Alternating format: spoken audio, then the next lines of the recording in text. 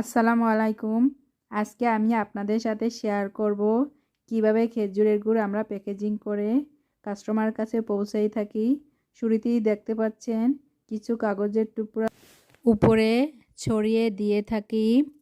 তারপর প্রতিটা পলির মধ্যে পাটালি ভরে প্যাকেজিং করে থাকি, যেন একটা গুড় আর একটা গুড়ের গায়ে না লাগে। নিজস্ব তত্ত্বাবধানে তৈরি খাঁটি খেজুরের গুড়, যা আপনার পরিবারের সকলকে নিয়ে নিশ্চিন্তে খেতে পারবেন। খাঁটি খেজুর গুড়ের স্বাদ ও ঘ্রাণই আলাদা হয়। আমরা দিচ্ছি শতভাগ খাঁটির নিশ্চয়তা। আসসালামু আলাইকুম। আজকে আমি আপনাদের সাথে শেয়ার করব কিভাবে খেজুরের গুড় আমরা প্যাকেজিং করে কাস্টমার কাছে পৌঁছাই থাকি।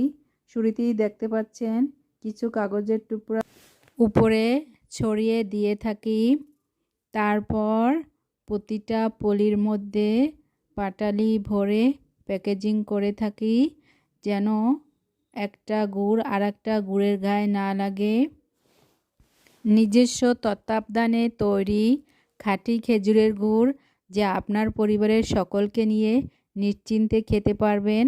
খাঁটি খেজুর গুড়ের স্বাদ ও ঘ্রাণই আলাদা হয়। আমরা দিচ্ছি শতভাগ খাঁটির নিশ্চয়তা।